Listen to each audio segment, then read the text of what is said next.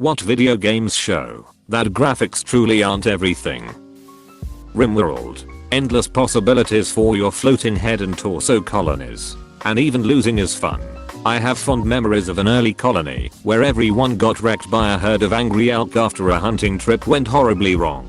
And all slowly bled to a painful death while the elk made angry sounds at them.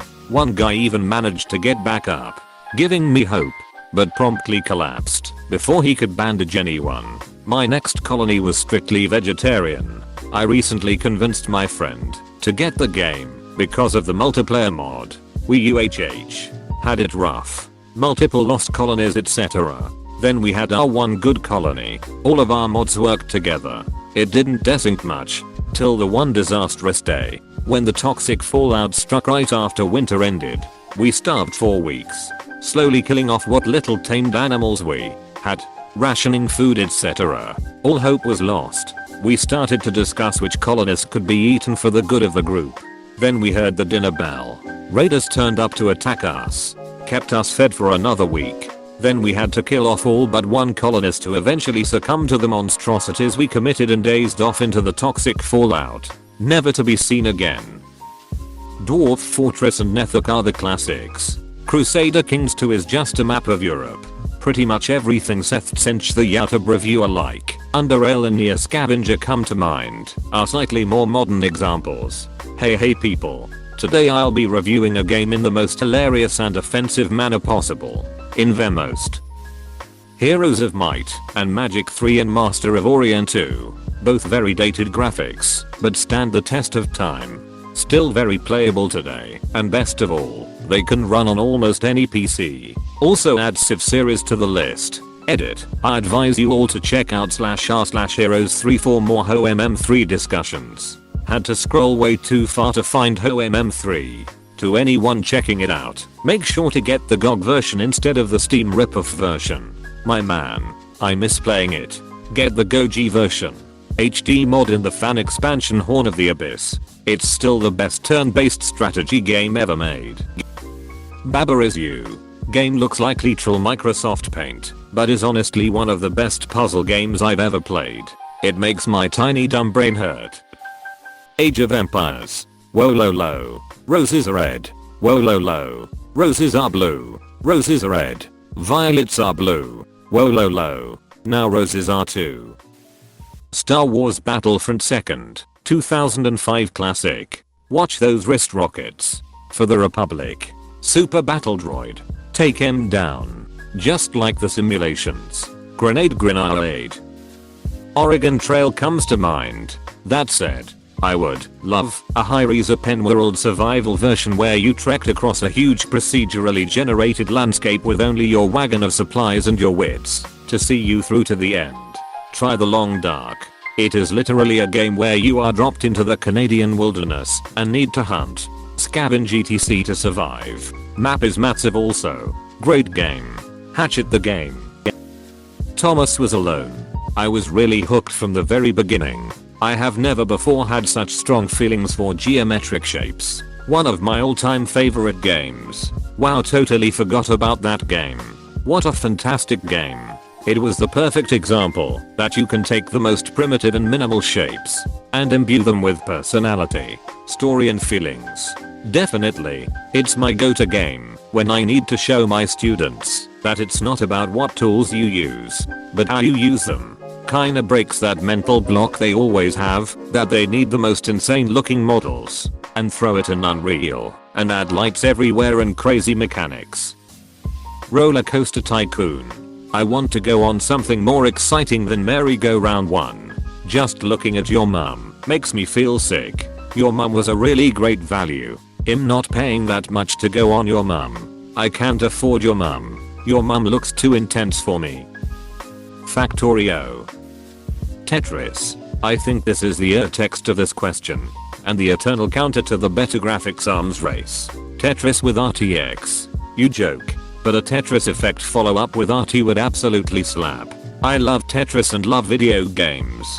Well, I'm embarrassed to admit that I bought a PS4 just for Tetris Effect. Man, that game made me cry like a child. I use Tetris as a way to arrange my thoughts and to think about stuff. Well, that music. Those visual effects. The music you create while moving Tetrominus. What a gammy. Dude, I wouldn't be embarrassed about that. Tetris Effect is a genuinely emotional experience. And then it's a kick-ass Tetris game you can go back to time and time again. Dwarf Fortress. Because what it has can be barely called graphics.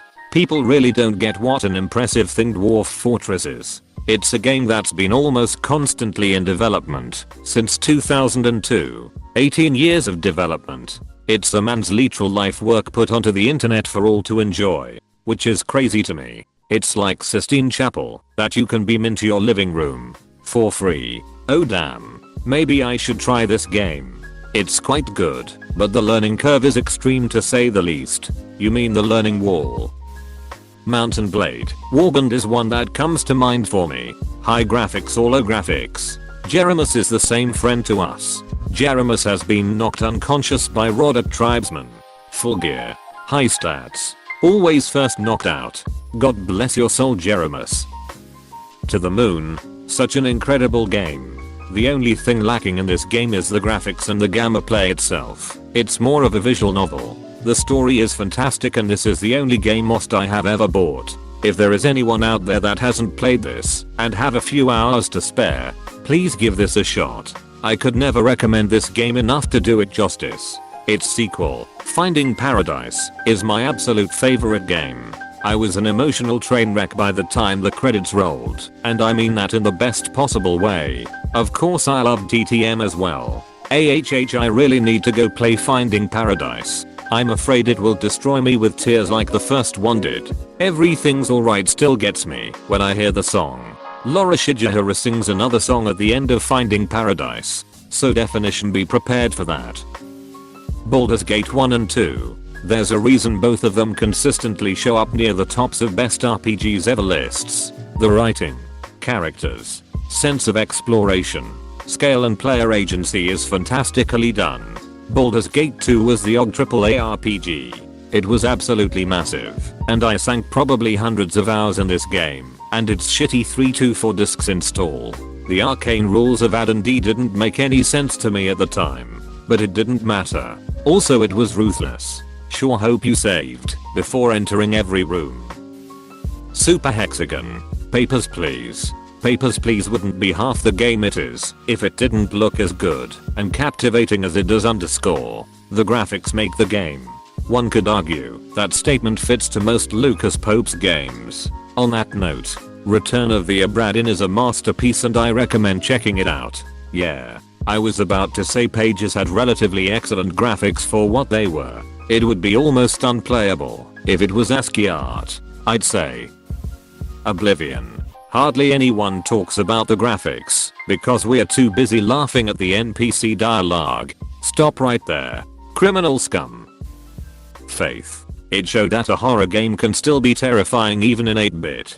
Edit. Well damn. 9k upvotes. What I'm about to do has not been approved by the Vatican. Apostrophe. Pure goosebumps. Pure goosebumps. I just watched the demo. Moonlight Sonata in 8-bit accompanying a horror game did the same to me. The first's Pokémon Mystery Dungeons. The 2 is my favorite, and the old's Pokémon's games. The Mystery Dungeon DS games made me cry at the end. They were awesome. Especially how the end was executed.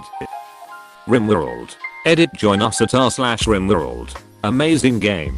I always have to be sure I have literally nothing else going on in my day before I fire it up. Because before I know it it's 3 AM and I'm playing for just one more day once again. In 2017, I got surgery on my ankle. It was a very extensive surgery and I was gonna be totally immobile for 3 months. Additionally, I lived alone and just had a coworker check on me 1 or 2 times a week. The hospital knew this and gave me a life alert. For reference, I was 29 lol. I asked for recommendations of games that could eat time. Someone suggested RimWorld. My first session lasted 18 hours. And I have nearing 1k hours in the game now. I love RimWorld. Dungeons and Dragons. Hey, what are you trying to say about the 5 minutes I spent making a battle map before my last session? Zork. The best graphics are in your head. I still remember playing Zork when I was a kid. Back when anything electronic seemed like magic. Trying to guess what to do next really opened up my imagination. Hotline Miami. Most violent and brutal video game I've ever played, all displayed through pixelated gore and bloodshed. Really love what they did with music. When you killing people they hype you up with dope music. But after you finish the mission, they stop the music.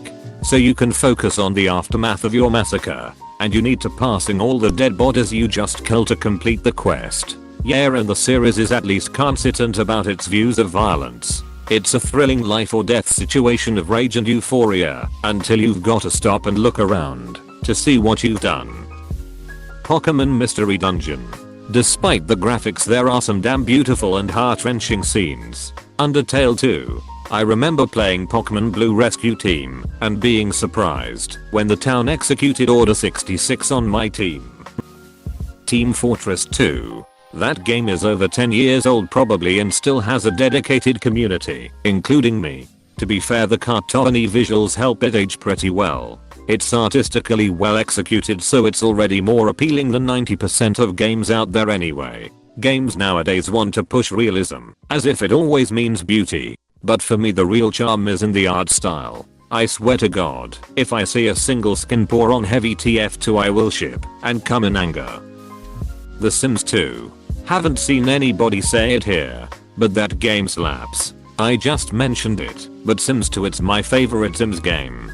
Sims 3 was good too, but had some problems, and Sims 4 Sims look too cartoonish for my taste. Sims 2 equals quality gamma play. Sims 3 equals quantity gamma play. Sims 4 equals lol pay us for this Star Wars at KTHX. Basically, Ducky A. Old school RuneScape. Sea Shanty 2 intensifies. It's been my ringtone for years. Pretty sure my roommates hate it. Get new roommates. But what if they have more 99s than me? Shudders in Runa crafting. Can't have more 99s if you're maximumed. Terraria. I could never get into Minecraft, but for some reason the first time I played Terraria, I was 100% hooked, even though it looked like it belonged on a system multiple gens ago. Never really understood why, since I thought I wasn't the type to play those build everything games. But hey, I love Terraria, because Terraria has some actual progression to it, and depth in its system. You are actually building towards something. Don't get me wrong, Minecraft is fun. But in order to get the same amount of depth and progression you have to mod the ever-living shit out of Minecraft. It's what puts me off a lot of survival crafting sandbox games. That there is no greater goal than survive. If there was more to it, I would be more invested. Play Terraria if you like quests and boss slaying. Play Minecraft if you like building and architecture. Nailed it. Terraria is more of an RPG than Minecraft. The Simpsons. Hit and run. I actually replayed it recently because I never finished it as a kid. Besides some rendering issues, when you go from one location to another really fast, it hasn't aged terribly emo. It's just one of those fun games you boot up to mess around in and kick people and steal ice cream trucks in. You're not looking for a masterpiece. It's just chaos. Fun fact, when they showed the game off to Matt Groening, they were given instructions to not make Homer attack Marge because they were worried that knowing you can do that would turn him off from the idea. Matt asked to play, and when he did, the first thing he did was make Homer kick the shit out of Marge and hacky sack her all the way down to the Quickie Mart. The early Final Fantasy games. Their storyline and music made those games. The graphics really didn't matter. The original Final Fantasy's town music is still one of my favorites. I hum it when I'm trying to calm down and relax. Final Fantasy Tactics. Such an amazing, beautiful game. The graphics are meh. See, I never got into the original one because I've never owned a PlayStation. But I loved Advance and A2. Tactics Advance is one of my top 5 games of all time. It's so good. I don't want to minimize Advanced 1 or 2, but you are doing yourself a grave disservice by not playing the original. Easily one of the best games of all time. Stardew Valley. After I saw the first version of the graphics for Stardew Valley, my opinion on the graphics changed from honey to HFS. This game looks amazing. Stardew doesn't really belong then. Its graphics aren't sophisticated, but the game still looks brilliant. like DEFCON, Team Fortress, or Celeste. The games are aesthetically pleasing without requiring beefy hardware and fancy graphical tricks. I guess I was just expecting mostly games that are hideous or are just not wallpaper worthy, like Dwarf Fortress or Deus Ex. Graphics and art direction / style are different things. You could argue that Stardew Valley has poor graphics, but incredible art design. I think that meets the criteria for Ops question. Whether it's because of art design, music, or gameplay, these games have value despite their low graphics. That said, it's kind of a pointless question, because you could argue that basically any good game released before this generation fits the criteria. For example, Super Mario 64 has objectively bad graphics for today, but it looked phenomenal when it released. Arguably it still counts. These games have value despite their low graphics. In the case of Stardew Valley, I think a good portion of its charm is not despite the lower graphics but because of them. It's trying to capture the feel of the first few Harvest Moon games, which look very similar.